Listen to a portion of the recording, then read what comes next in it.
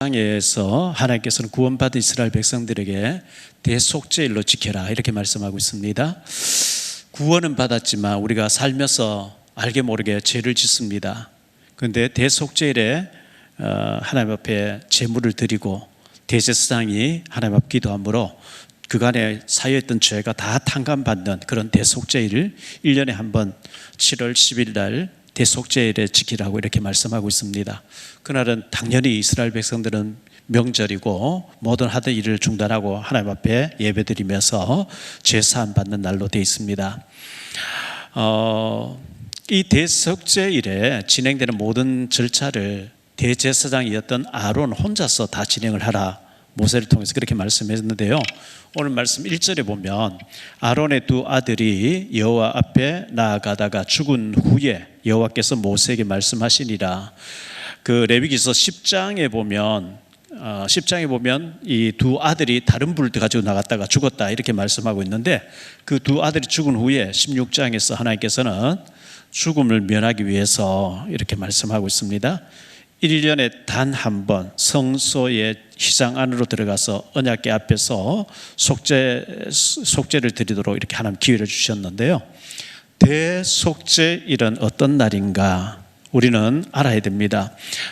신약에 와서 우리가 대속죄를 지킬 필요는 없는데 구약 예수님 오실 때까지 구약 시대는 굉장히 중요하게 대속죄를 7월 10일 날 지켰거든요. 하나님께서는 왜 이렇게 특별한 날을 대속죄일로 지키라고 하셨을까요? 하나님은 모세가 아닌 아론을 대제사장으로 세우시고 그 대속죄일을 지키라고 하셨는데요. 이 대속죄일에 아론 자신과 자신의 집안 자녀들과 집안을 위해서 그리고 난 뒤에 전 백성을 위해서 대속죄일을 지켜라 이렇게 말씀하셨거든요. 그럼 그 절차들이 어떻게 되느냐 하니까 34절 말씀에 보니까 이는 너희가 영원히 지킬 규례라. 이스라엘 자손의 모든 죄를 위하여 1년에 한 번 속죄할 것이니라 이렇게 말씀하고 있죠. 아론이 여호와께서 모세에게 명령하신 대로 행했다 이렇게 말씀하고 있는데 1년에 한 번 대속죄일을 지키라.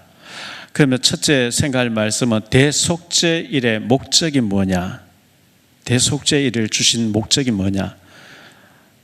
먼저는 하나님께서는 자기 백성들의 죄를 사하시기를 원하셨습니다.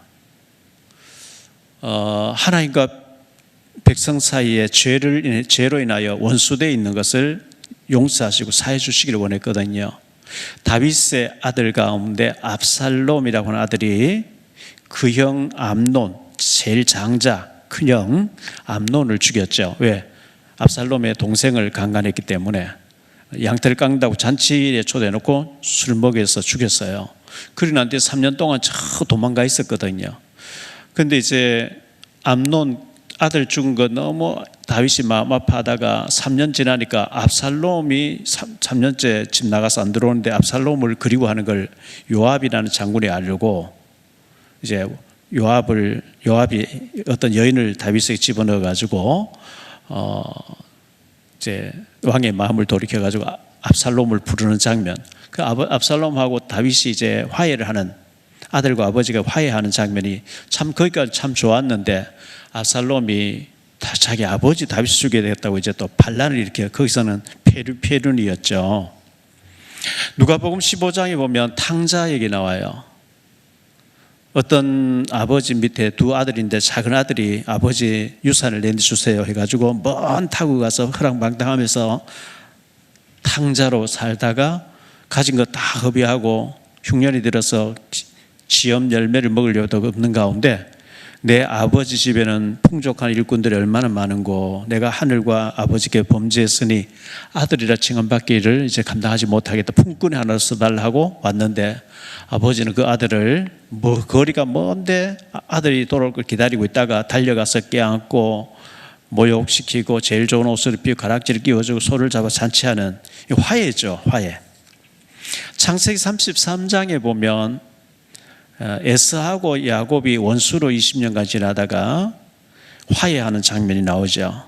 이렇게 하나님께서는 원수로 지내게 되기를 원하지 않고 화해해서 풀고 살기를 원하시는데 백성들의 구원은 받았지만 삶에서 죄를 지은 것을 대속죄일의 죄를 다 탕감해 주므로 하나님과 백성들이 친밀해지기를 하나님 원하셨어요. 그게 대속죄일입니다. 30절 말씀에 보니까 이 날에 너희를 위하여 속죄하여 너희를 정결하게 하리니 너희의 모든 죄에서 너희가 여호와 앞에 정결하리라, 이렇게 말씀하고 있어요. 아론이 속죄 제사를 드리는데 모든 죄를 하나님이 정결하게 탕감해 주겠다. 얼마나 놀라운 일입니까? 그리고 반드시 대제사장 혼자서 진행해야 된다, 이렇게 몇 사람이 함께 하는 게 아니고 아론 혼자, 대제사장 혼자서 이 일을 대속죄일에 제사를 지내야 된다. 이게 특징입니다. 3절 5절을 보겠습니다. 아론이 성소에 들어오려면 수송아지를 속죄제물로 삼고, 반드시 대속죄일에 대제사장이 하는 일에는 수송아지라 해야 돼요. 수송아지를 속죄제물로 삼고, 순양을 번제물로 삼고, 거룩한 세마포 속옷을 입으며 세마포 속바지를 몸에 입고 세마포 띠를 띠며 세마포 관을 쓸지니 이것들은 거룩한 옷이라. 물로 그의 몸을 씻고 입을 것이며 이스라엘 자손의 회중에게서 속죄제물로 삼기 위하여 순염소 2마리와 번제물로 삼기 위하여 수약 1마리를 가져갈지니라, 이렇게 말씀하고 있어요. 그래서 먼저 몸을 깨끗하게 씻고 속옷도 메리아스도 세마포로 입고, 그리고 겉옷도 입고 머리에 관을 쓰고 수송아지 가지고 들어가야 된다, 이렇게 말씀했습니다. 그 다음에 대속죄를 위한 제사는 2가지로 제사를 드렸는데요. 2가지인데 그 중에 첫째는 아론 자신과 자신의 집안의 속죄를 드려야 돼요. 먼저는 아론, 대제사장인 아론 자신과 자신의 자녀들과 자신의 집안을 위해서 속죄를 드리도록 되어 있습니다. 6절 말씀 볼게요. 아론은 제사를 자기를 위한 속죄제의 수송아지를 드리되 자기와 집안을 위하여 속죄하고, 그러니까 아론 자신이 대제사장이지만 자신의 죄와 자기 집안을 위해서 먼저 수송아지로 속죄해야 된다. 11절로 14절 볼게요. 아론은 자기를 위한 속죄제의 수송아지를 드리되 자기와 집안을 위하여 속죄하고 자기를 위한 그 속죄제 수송아지를 잡고 향로를 가져다가 여호와 앞 제단 위에서 피운 불을 그것에 채우고 또 곱게 간 향기로운 향을 2손에 채워가지고 휘장 안에 들어가서 여호와 앞에서 분향하여 향연으로 증거계 위 속죄소를 가리게 할지니 그리하면 그가 죽지 아니할 것이며, 그는 또 수송아지의 피를 가져다가 손가락으로 속죄소 동쪽에 뿌리고 또 손가락으로 그 피를 속죄소 앞에 7번 뿌릴 것이며, 이렇게 말씀하고 있어요. 먼저는 이제 자기 집안을 위해서 이렇게 제사를 드려야 된다, 이렇게 말씀했고요. 그 다음에 백성들의 죄를 속하기 위해서 또 제사를 거행해야 돼요. 자기는 해결되고 자기 집안 해결됐지만 백성들의 죄도 속한 날이기 때문에 15절로 17절 보겠습니다. 또 백성을 위한 속죄제 염소를 잡아 그 피를 가지고, 염소죠, 염소를 잡아 그 피를 가지고 휘장 안에 들어가서 그 소송아지 피로 행함같이 그 피로 행하여 속죄소 위와 속죄소 앞에 뿌릴지니 곧 이스라엘 자손의 부정과 그들이 범한 모든 죄로 말미암아 지성소를 위하여 속죄하고 또 그들의 부정한 중에 있는 회막을 위하여 그같이 할 것이요, 그가 지성소에 속죄하러 들어가서 자기와 그의 집안과 이스라엘 온 회중을 위하여 속죄하고 나오기까지는 누구든지 회막에 있지 못할 것이라, 이렇게 말씀하고 있어요. 백성들의 죄를 이제 위해서 이 염소를 잡아가지고 염소의 그 피를 뿌리라고 말씀했는데요. 대속죄일이라고 하는 말의 뜻은 죄를 덮어버린다, 덮는다는 뜻을 가지고 있어요. 덮는 거.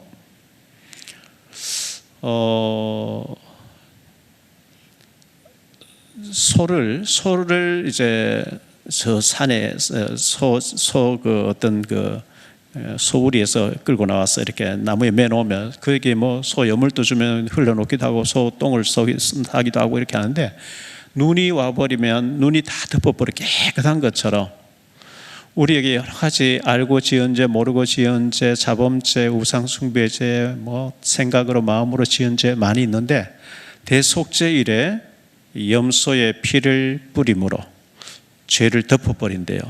대속죄일이란 말 자체가 덮는다, 죄를 덮는다는 뜻이니까요.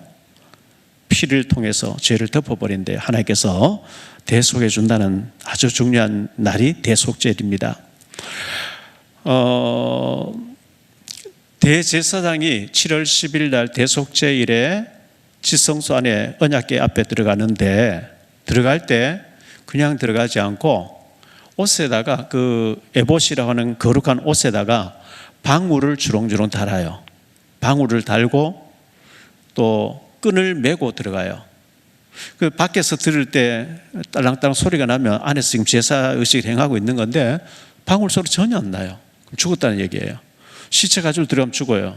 그럼 끈을 당기면 시체가 딸려 나오도록. 왜냐하면 시체 가지고 들어가면 또 죽어요. 자, 출애굽기 28장 33절로 34절을 볼게요. 그 옷 가장자리로 돌아가며 청색, 자색, 홍색 실로 성류를 수놓고 금방울을 간격을 두어 달되 그 옷 가장자리로 돌아가며 한 금방울 한 성류, 한 금방울 한 성류가 있게 하라. 금방울, 방울을 달아라, 이렇게 말씀했거든요.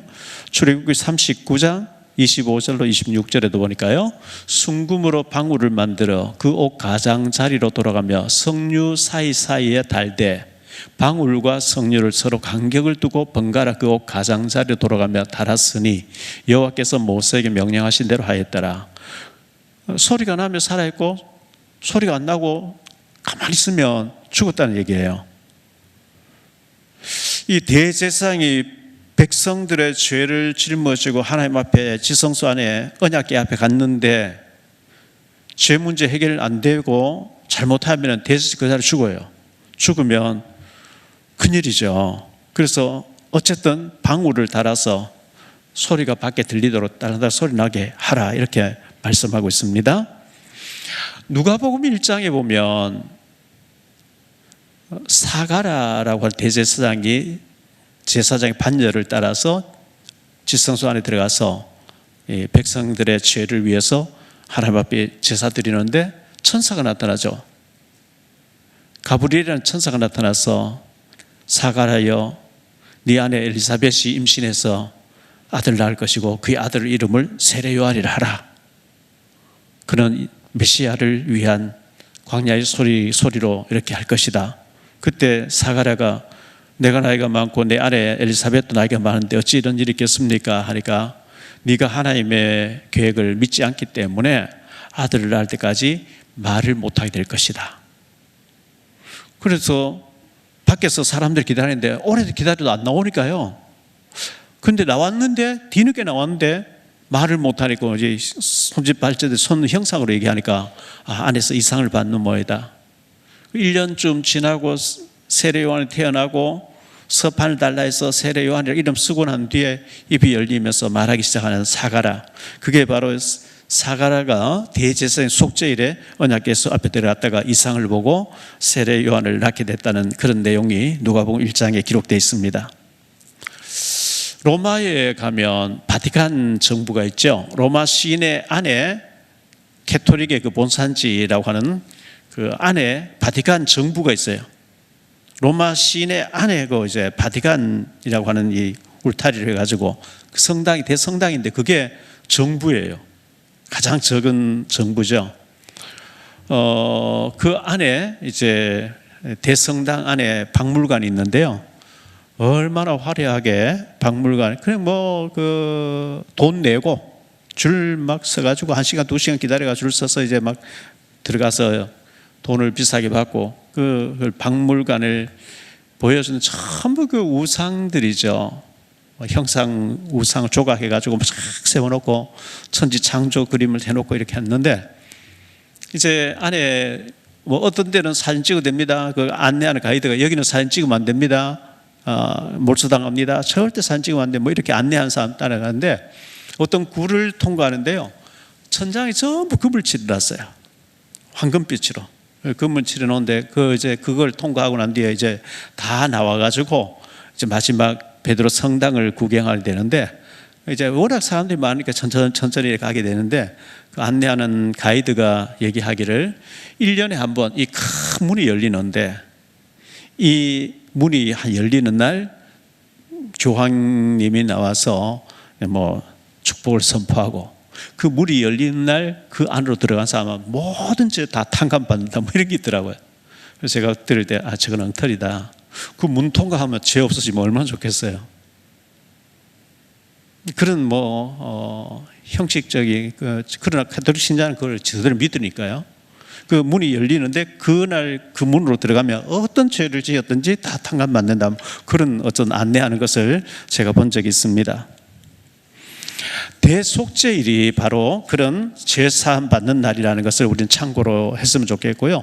두 번째로 생각할 말씀은, 오늘 말씀 가운데 두 번째로 생각할 말씀은 아사셀의 염소라고 되어 있습니다. 아사셀의 염소.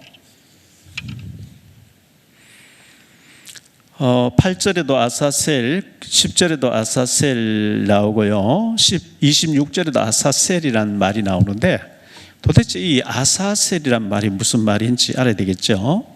백성들의 속죄를 위하여 수양 1마리와 수염소 2마리를 드려라, 이렇게 말씀했어요.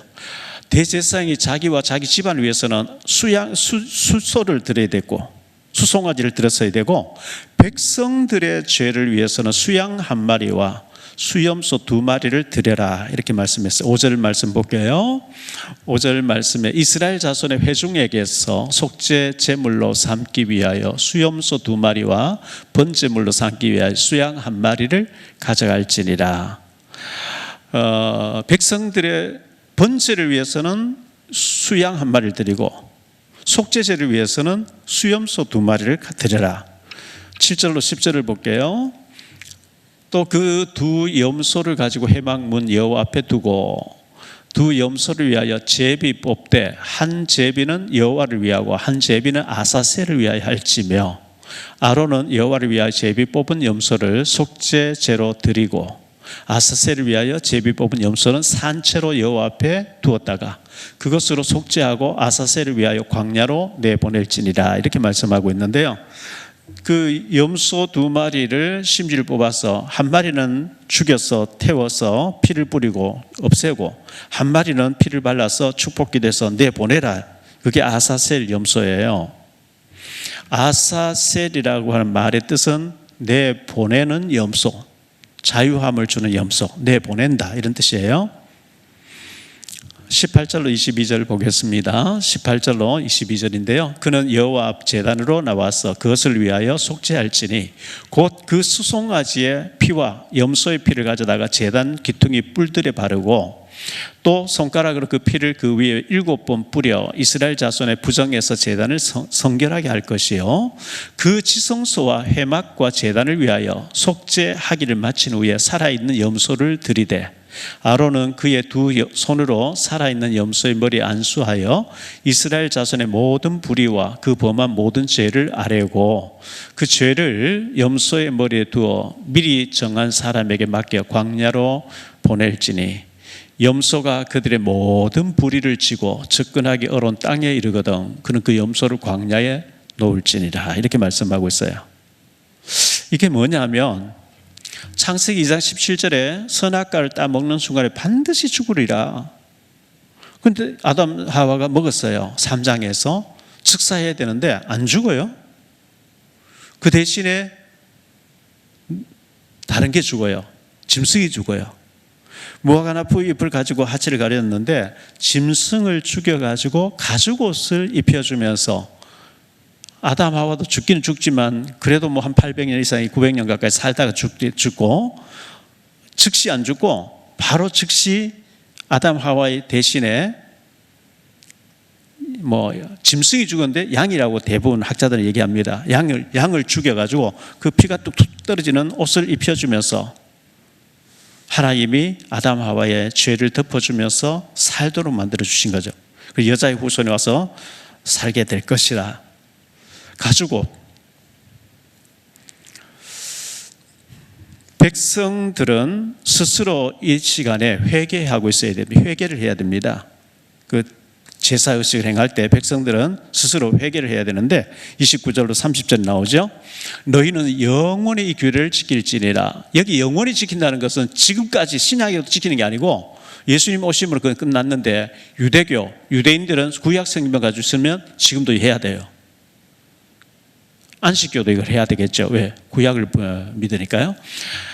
이 규례를 지킬지니라, 영원히 지킬지니라. 일곱째 달 곧 그 달 10일에 너희는 스스로 괴롭게 하고 아무 일도 하지 말되 본토인이든지 너희 중에 거루인이든지 그리하라. 이 날에 너희를 위하여 속죄하여 너희를 정결하게 하리니 너희의 모든 죄에서 너희가 여호와 앞에 정결하게 되리라. 이 날을 지킴으로 모든 죄에서 자유함과 해방을 받게 되는 그런 선언을 하게 돼 있어요. 레위기서 23장 26절로 32절을 볼게요.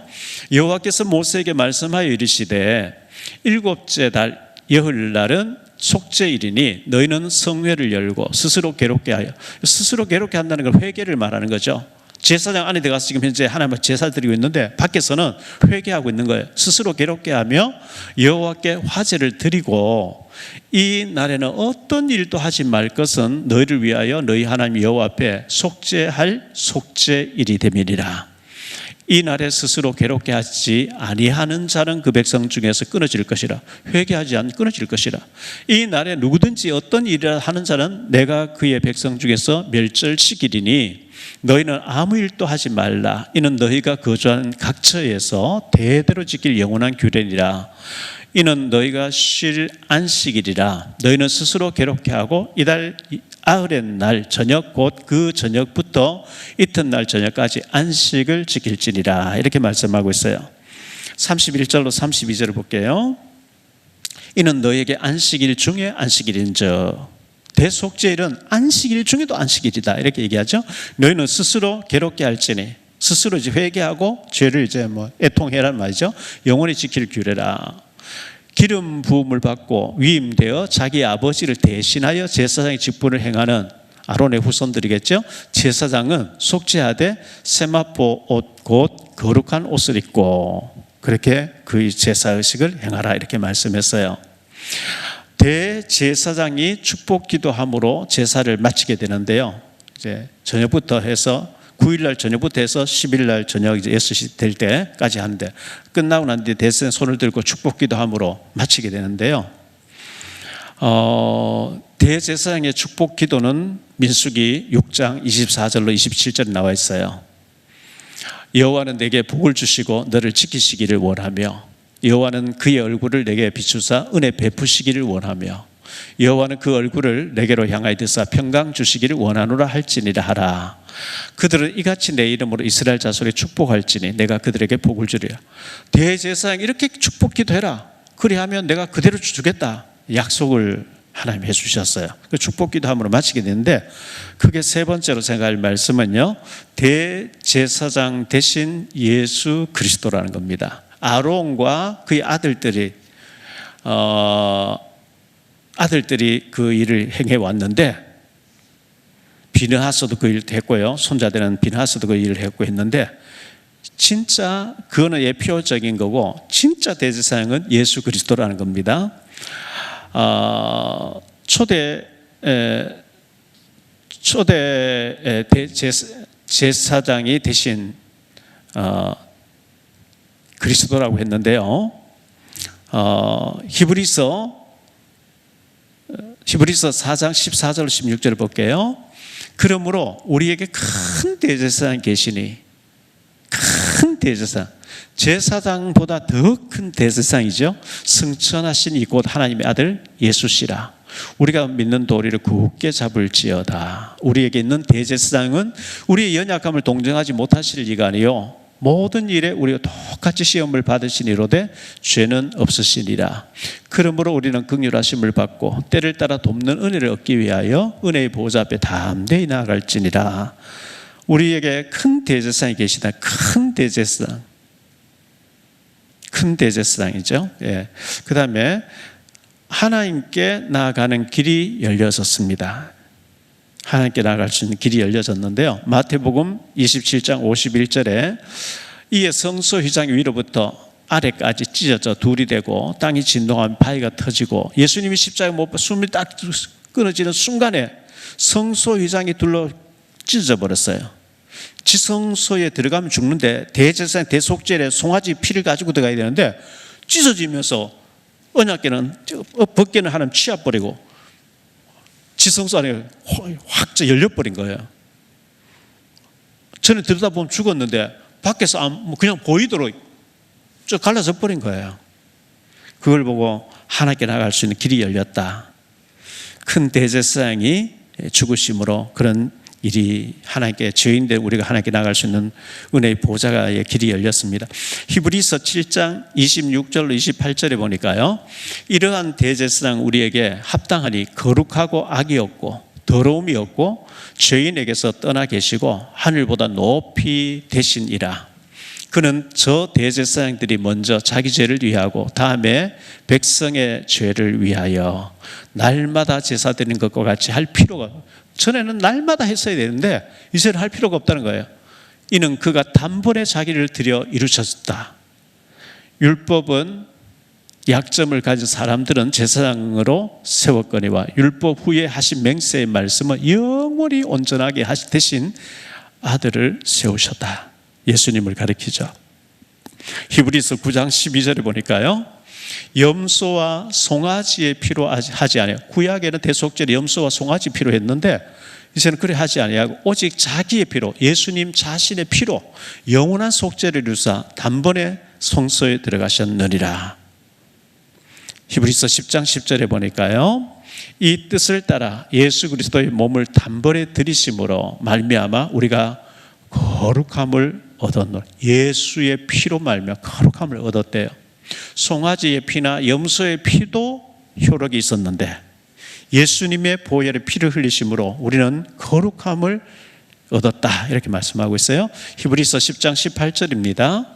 이것들을 사하셨은즉 다시 죄를 위하여 제사 드릴 것이 없느니라. 예수의 피가 우리 죄를 다 씻어주시고 거룩하다고 해주셨기 때문에 다시 제사 드릴 필요가 없어졌다. 구약시대의 양이나 염소 할 필요 없다는 거죠. 예수님의 십자가의 보혈의 피가 우리 죄를 사했기 때문에요. 그래서 제사 대신 예수 믿으면 구원받는 이런 길을 열어주셨어요. 구약에는 제사를 드렸어야 되는데 이제 제사 대신 제사장 대신이 아니고요, 제사 대신 예수 믿으면 구원을 받게 됐습니다. 히브리서 10장 19절로 20절인데요. 그러므로 형제들아, 우리가 예수의 피를 힘입어 성소에 들어갈 담력을 얻었나니 그 길은 우리를 위하여 휘장 가운데로 열어놓으신 새로운 산길이요 휘장은 곧 그의 육체니라. 휘장이 찢어졌잖아요. 육체가 찢어졌잖아요. 그래서 우리가 하나님 앞에 나갈 수 있는 길이 열렸다, 이렇게 말씀합니다.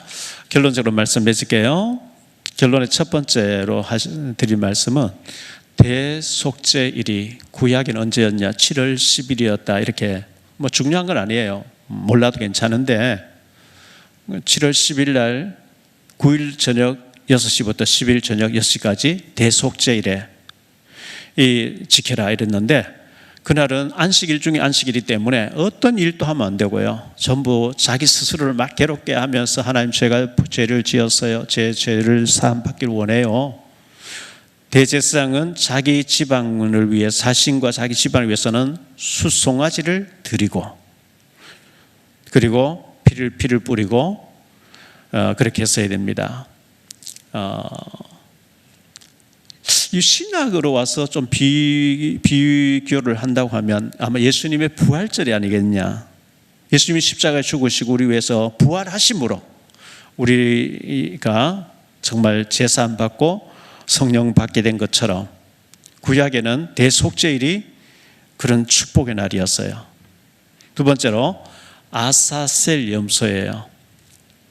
아사셀 염소 2마리를 드려라 이렇게 했는데, 한 마리 중 2마리 중에 어떤 걸 드릴까 제비를 뽑아가지고 한 마리를 죽여가지고 태워서 드리고 그 피를 뿌리고, 그리고 그 한 마리 살아있는 염소에게 기도해서 험악한 데까지 데리고 나가서 자유하도록 염소를 내보내라. 추수감사절에 보면 미국에서는 그 백악관에서 뭐 빌 클린턴이라든지 부시라든지 오바마라든지 지금 트럼프도 해마다 그 추수감사절 때 보면 칠면조를 뭐 이렇게 칠면조 요리를 해서 먹는데 칠면조를 하지 않고 살아있는 것을 자유롭게 이렇게 안 죽이고 석방한다 뭐 이런 그런 의식을 늘 사진에서 신문에서 기사나는 거 보잖아요. 칠면조가 죽어야 되는데 요리를 해야 되는데 죽이지 않고 뭐 살려서 내보냈다 이런 그게 문화 같은 전통인 것 같아요. 백악관에 미국에서는 추수감사절을 제일 큰 명절로 지키고 있으니까요. 막 퍼레이드도 하고 굉장히 악단도 막 동원되어지고 동네마다 막 굉장히 축제로 이제 추수감사절 행사를 하는 거 보게 되는데 염소 2마리 중에서 1마리가 죽고 1마리가 살아서 자유함을 얻어서 가듯이 그 살아있는 죽은 염소의 피를 발라서 살아있는 염소를 자유 주듯이 레위기서 13장에 보면 나병이 발생하면 격리대 제사인데 가서 몇 주 동안 이렇게 검사받고 난 뒤에 네게 지금 이제 나병이 발생한 맞아. 나병자로 한센병으로 이렇게 발표가 되면 격리돼요. 가족도 친척도 정도 고향도 격리되어 있다가 피부가 나아서 대제사인데 가서 보여가지고 나았다고 하는 판정을 받으면 제사를 반드시 드리고 집으로 친구 가족에게로 돌아갈 수 있는데 그 레위기서 14장 1절로 9절에 보면 그 이제 나았을 경우에 제사 드리는 장면이 나오는데 흘러가는 물 위에서 제사장은 질그릇 흙으로 만든 그릇 안에서 새 2마리를 가지고 와서 1마리를 죽여가지고 죽은 새의 피를 살아있는 새에게 발라가지고 날려보내고 집으로 가라 이렇게 나오거든요. 1마리의 희생을 통해서 1마리가 자유함을 흘러가는 물은 흘러가는 인생 시간 속에 우리가 제한된 인간으로서 흘러가는 인생을 의미하고 질그릇이란 말은 흙으로 만든 그릇은 우리가 전부 질그릇이에요. 새 2마리 1마리의 희생을 통해서 그 죽은 새의 피를 살아있는 새에게 발라가지고 날려보내라. 그리고 너는 깨끗해졌다. 집으로 돌아가라. 이 성경은 항상 이렇게 하나의 희생을 통해서 하나가 자유함 얻는 그 전부 사실 예수님을 상징하려고 하는 거죠. 선악과는 반드시 죽으리라 했는데 선악과를 먹었어요. 짐승에 죽어가지고 가죽 옷을 입혀요. 이 여자의 옷을 와서 이 짐승처럼 죽는다. 그런 의미로 얘기를 한 거고 아사셀 염소를 통해서 이 아사셀 같이 예수님이 오셔서 십자가 죽어주심으로 우리는 자유함 얻고 해방을 얻고 진리가 자유케 되리라 하는 죄에서 해방받는다. 그런 의식을 행하겠습니다. 이 대속죄일은 죄사함 받은 감사와 헌신을 의미합니다. 우리가 진짜 죄사함 받았고 죄에서 자유함 얻고 오늘 죽어도 천국 간다고 하는 확신, 구원의 확신, 감사, 거기에 대한 감사가 없다고 하면 구원 받았는 것 좀 의심을 해봐야 되겠죠. 나 같은 죄인이 예수님의 십자가 보혈로 죄사함 받고 구원받았다는 것에 대한 감사, 감격이 있어야 되죠. 요한복음 20장 23절에 보면 이런 말씀이 나옵니다. 요한복음 20장 23절에 보면요, 너희가 누구의 죄든지 사하면 사하여질 것이요 누구의 죄든지 그대로 두면 그대로 있으리라 하시니. 그러니까 사도들에게 하신 말씀인데 누구의 죄든지 사하면 사하여지고 그대로 두면 그대로 있다 이렇게 말. 그리고 우리가 중보기도 굉장히 중요한 거죠. 마태복음 16장 19절에서는요 예수님께서 뭐라고 하셨냐 하니까 내가 천국의 열쇠를 네게 주리니 네가 땅에서 무엇이든지 매면 하늘에서 매일 것이요 네가 땅에서 무엇이든지 풀면 하늘에서 풀리리라. 주의 종들이 매면은 매이고 풀면 풀려진다.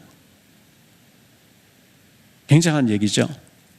로마서 8장 26절에는 이렇게 말씀합니다.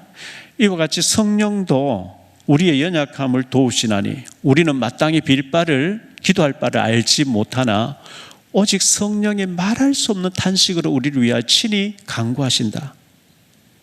우리가 그렇게 매맞을 짓도 많이 하고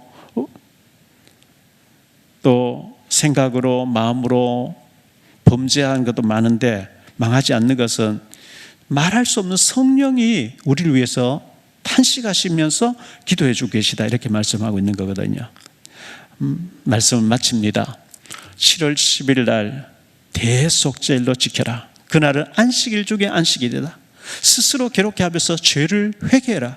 대제사장은 자기와 자기 집안을 위해서는 수송아지를 드리고 백성의 번제를 위해서는 수양 한 마리를 드리고 속죄제를 위해서는 수염소 2마리를, 한 마리는 희생하고 한 마리는 살아서 피를 찍어서 돌려보내면서 대속죄일에 모든 백성들에게 죄사함 받았다고 선포해라. 그리하면 하나님께서 모든 백성들의 죄를 사하여주고 죄 없다고 해주겠다.